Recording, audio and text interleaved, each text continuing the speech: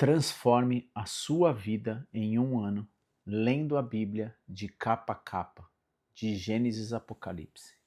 Hoje eu quero convidar você a abrir as Sagradas Escrituras no Evangelho de Marcos. Nós estamos lendo o Evangelho de Marcos, já estamos caminhando para o final. São mais 2 dias e a gente termina os 16 capítulos do livro de Marcos. O que é interessante no livro de Marcos? Marcos ele abrange, ele vai falar de uma perspectiva sobre Jesus. Nós temos 4 evangelhos, Mateus, Marcos, Lucas e João, e cada um fala de um jeito, dá uma perspectiva sobre Jesus. Jesus, para Marcos, Jesus é uma oferta, é um cordeiro. Essa oferta que Isaías retratou isso na leitura do livro anterior. E se você perdeu algum dia de leitura, fica aqui até o final, que você então terá acesso. Hoje é o dia 272 da nossa leitura. Nós vamos ler o capítulo 12 e o capítulo 13. Leitura curta, com bastante ensinamento. A gente vai começar o capítulo 12, vamos falar, Jesus vai falar sobre uma parábola, E a gente leu também, Marcos citou algumas parábolas, tá? O livro de Marcos, o Evangelho de Marcos, ele é mais resumido mesmo.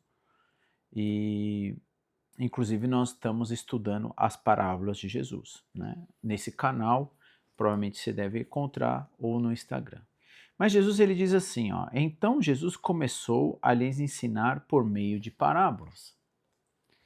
E ele diz assim, um homem plantou um vinhedo. Então, a gente tem um homem, a gente está falando de agricultura, Jesus usa muito isso. Então, ele vai falar sobre uma plantação de um vinhedo, uvas, Construiu ele uma cerca ao seu redor, um tanque para prensar e uma torre para guardar, Então, a gente tem aqui os elementos, não só do vinhedo, mas de tudo que envolve a colheita também. Ele fala, depois, o que ele fez? Ele arrendou o vinhedo a alguns lavradores e partiu para um lugar distante. No tempo da colheita da uva, enviou um dos seus servos para receber sua parte da produção. Então,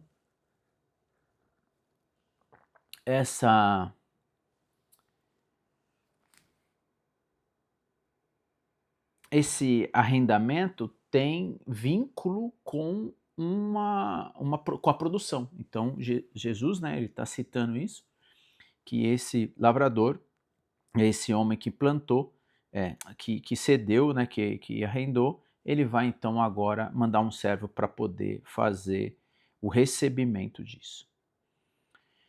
Versículo 3, os lavradores agarraram o servo, olha isso, e o espancaram, e mandaram de volta de mãos vazias. Então o dono da terra enviou outro servo, mas eles o insultaram e bateram na cabeça dele. O próximo servo que ele mandou foi morto. Os outros servos que ele enviou foram espancados ou mortos, até que só restou um, seu filho muito amado. Por fim, o dono enviou, pois pensou, certamente respeitarão meu filho. Os lavradores, porém, disseram uns aos outros, aí vem o herdeiro da propriedade. Vamos matá-lo e tomar posse dessa terra. Então o agarraram, o mataram e jogaram o seu corpo para fora do vinhedo. O que vocês acham que o dono do vinhedo fará? Perguntou Jesus. Ele virá, matará os lavradores e arrendará o vinhedo a outros. Vocês nunca leram as Escrituras. A pedra que os construtores rejeitarem se tornou pedra angular. Isso é, a obra do Senhor é maravilhosa de ver? Os líderes religiosos queriam prender Jesus, pois perceberam que eram eles o lavrador, maus, a quem Jesus se referia. No entanto, por medo da multidão, deixaram-no e foram embora. Que parábola maravilhosa. Então, nós vemos Jesus trazendo, né, uma história paralela. Oi, Oi, irmã, tudo bem? Deus te abençoe, Ivonete. Olha que interessante, né? Jesus já está predizendo, né? Ele já vem anunciando que ele vai para Jerusalém ser morto, né? Mas que ao terceiro dia ele vai ressuscitar. Marcos está citando que ele é uma oferta e ele está sendo o filho depois que vai fazer a cobrança, né? Então a gente vê os profetas que Deus enviou, toda a história, né? Jesus, ele é a obra-prima de toda a Escritura.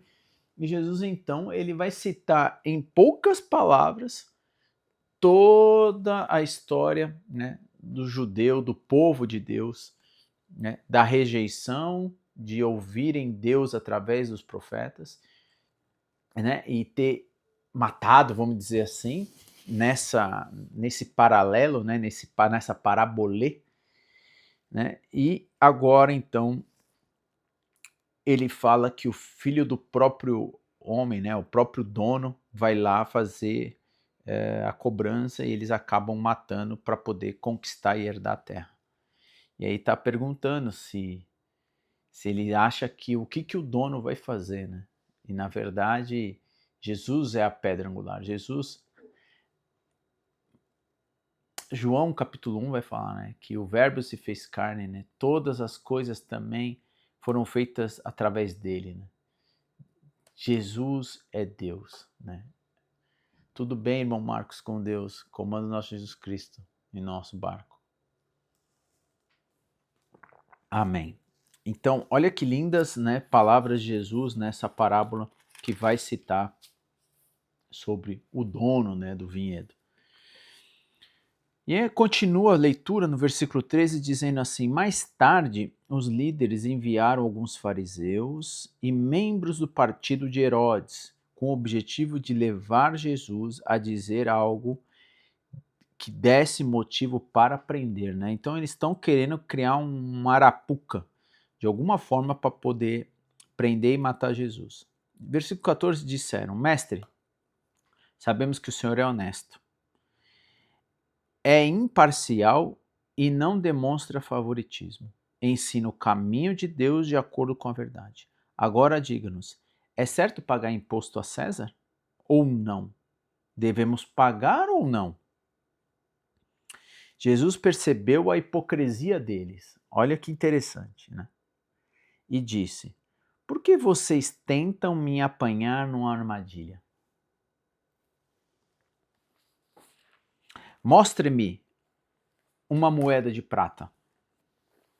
Ele disse: de quem é essa imagem e o título nela gravado? De César, responderam. Então, né? Ele pegou a moeda. Então, dê a César o que pertence a César, mas dê a Deus o que pertence a Deus, disse ele. Sua resposta deixou muitos admirados, né? Essas coisas desse mundo é desse mundo, né? O homem que construiu e constituiu o dólar, o real, o euro, seja lá qual for a moeda, né? E são coisas do homem. Se é o homem que quer isso, então que ele fique com isso, né? É sobre isso que Deus está falando. Nós não devemos tomar partidos, irmãos. Nós não devemos nem idolatrar nenhum tipo de político, né? É um absurdo, às vezes a gente vê até entre a gente, entre a comunidade, não só cristã Brasil, mas no mundo, né? Sendo partidário. Eu sei que existem algumas políticas que vão contra a palavra do Senhor, mas todo homem, né? Ele cai, ele é capaz de pecar. Nós só devemos olhar, né, para Deus, né, para Jesus. Esse mundo é corrupto e corruptível, né? E aqui tem uma lição sobre, né, mais uma pegadinha que tenta fazer com Jesus. Versículo 18, ele vai falar sobre a ressurreição. Depois vieram Jesus, alguns saduceus, líderes, né, religiosos, que afirmaram não haver ressurreição dos mortos, e perguntaram: Mestre, Moisés nos deu uma lei, segundo a qual, se um homem morrer sem deixar filhos, o irmão dele deve casar com a viúva e ter um filho que dará continuidade ao nome do irmão. Numa família havia 7 irmãos. O mais velho se casou, morreu sem deixar filho. O segundo irmão se casou com a viúva, mas também morreu sem deixar filhos. Então o terceiro irmão se casou com ela. O mesmo acontece até o 7º irmão, e nenhum deixou filhos. Por fim, a mulher também morreu. Diga-nos, de quem ela era esposa, né? Diga de quem será a esposa na ressurreição? Afinal, os 7 casaram com ela. Jesus respondeu: o erro de vocês está não conhecer as Escrituras nem o poder de Deus. Pois quando os mortos ressuscitarem, não se casarão e nem se darão em casamento. Nesse sentido, serão como anjos do céu. Agora, quanto ao haver a ressurreição dos mortos, vocês não leram a esse respeito nos escritos de Moisés. No relato sobre o arbusto em chama, Deus disse a Moisés: eu sou o Deus de Abraão, o Deus de Isaac, o Deus de Jacó. Portanto, ele é o Deus dos vivos e não dos mortos. Vocês estão completamente enganados, né? Mais uma vez, né? Até para algumas outras pessoas, né? Algumas religiões que idolatram mortos, que vão no dia lá dos mortos, que querem, né? Deus, ele tem um propósito do eterno, né? A gente tem uma só chance aqui, uma só oportunidade e acabou, né? Então, Deus retrata um pouco sobre o que acontece no pós, né, pós essa vida. Versículo 28, ele vai escrever assim: um dos mestres da lei estava ali ouvindo a discussão. Ao perceber que Jesus tinha respondido bem, perguntou: de todos os mandamentos, qual é o mais importante? Você vê que Jesus está sendo sempre questionado, né? Desde que a gente começou, pessoas estão sentando e questionando Jesus. Jesus respondeu: o mandamento mais importante é esse: ouça, ó Israel. Né? Até você pode grifar que essa é o maior e o resumo. Né? O mandamento é esse: ame o Senhor seu Deus de todo o seu coração, de toda a sua alma, de toda a sua mente e de toda a sua força. Ou seja, nós não podemos separar o nosso ser como um todo, né? Nessa terra nós somos seres humanos, né, de carne e alma, né? A fonte dos nossos sentimentos, que são o nosso coração. Mas olha que interessante, né? Ele fala algo sobre a mente. Inclusive janeiro, né, decretado pela lei, é o mês branco, né? O mês das emoções. Você e eu somos atacados na mente. Tudo começa pela sua mente, né? Psique em grego é alma, né? É psique. Então, que você possa cuidar, né? Da primeira coisa da sua mente, né? Não deixar a sua mente ser atacada, né? O entendimento. Outras versões dizem amar a Deus de todo o seu entendimento. Então, cuide da tua mente. O segundo é igualmente importante. Ame o seu próximo, né? Como a si mesmo. E nenhum outro mandamento é maior que esses. Obviamente, se fizer esses dois, óbvio, você vai estar fazendo todos os outros, né? Você não vai estar adulterando com a mulher do próximo, né? Desejando a mulher do próximo, né? Querer matar alguém, roubar alguém. Então, tudo se concentra nesses dois, né? Versículo 32, o mestre da lei respondeu: muito bem, mestre. O Senhor falou a verdade ao dizer que só há um Deus e não há nenhum outro. Sei que é importante amá-lo de todo o meu coração, de todo o meu entendimento, de todas as minhas forças e amar o meu próximo como a mim mesmo. É mais importante que oferecer todos os holocaustos e sacrifícios exigidos pela lei. Ao perceber quanto o homem compreendia, Jesus disse: Você não está longe do reino de Deus. Depois disso, ninguém se atreveu a lhe fazer mais perguntas, né? Você vê, as pessoas se preocupam mais em fazer um rito, muitas vezes, do que amar, né? Que é o princípio, né? Que é a base da nossa vida, né? E aí, infelizmente, as pessoas muitas vezes, né, o amor termina primeiro em mim antes de, né, terminar no outro. Eu não dou aquilo que eu não tenho. Então, você é misericordioso porque a misericórdia de Deus te atingiu. Você tem graça, né, aos outros, né, porque a graça te alcançou. Você ama o outro porque você tem amor. Você transborda, você dá aquilo que está cheio. E o que está cheio aí em você? Né? O que você está se enchendo? Versículo 35. Mais tarde, enquanto ensinava o povo no templo, Jesus fez a seguinte pergunta: Por que os mestres da lei afirmam que Cristo é filho de Davi? O próprio Davi, falando por meio do Espírito Santo, disse: O Senhor disse ao meu Senhor: Sente-se no lugar de honra à minha direita, até que eu humilhe seus inimigos debaixo dos seus pés. Uma vez que Davi chamou o Cristo de meu Senhor, como ele pode ser filho de Davi? E a grande multidão ouvia com prazer. O fato é que Jesus está no princípio, né, de tudo, né? Ah, que Deus foi encarnado em Cristo Jesus, num homem, né? Por isso que ele veio pós. Jesus também ensinou: cuidado com os mestres da lei. Eles estavam a se exibir com vestes longas, de receber saudações respeitosas quando andam pelas praças. E como gostam de sentar nos lugares de honra na sinagoga e na cabeceira da mesa, nos banquetes. No entanto, tomam posse dos bens das viúvas de maneira desonestas e depois, para dar a impressão de piedade, fazer longas orações em público, por causa disso serão duramente castigados. Né? Olha o que Deus está falando sobre o comportamento desses mestres da lei. Né? Inclusive, nós vamos, se Deus permitir, estudar hoje sobre isso. Versículo 41.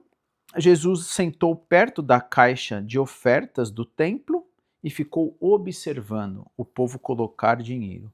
Muitos ricos contribuíam com grandes quantias.